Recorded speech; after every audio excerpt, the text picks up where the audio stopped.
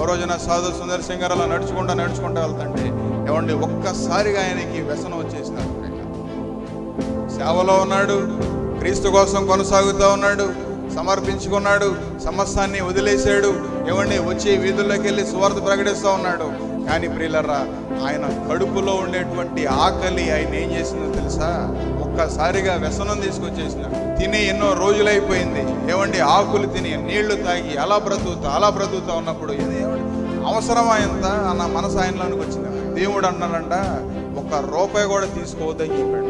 క్రీస్తు కోసం నిలబడినప్పుడు దేవుడు నన్ను మరీ ఎంత లాక్కు రావాలా లోపలికి అని అనుకుంటున్నటువంటి ఆ నిరాశ కృంగిపోతున్నటువంటి సమయంలో శిలువలో నుంచి దేవుడు మాట్లాడుతూ ఉన్నాడు, సుందర్ సింగ్ ఒకసారి నా వైపు చూడు. నేను శిలువలో వేలాడుతున్నటువంటి సమయంలో యేసుప్రభువు పలికిన మాట, నా దేవా నన్నేలా చేయి విడిచితివి.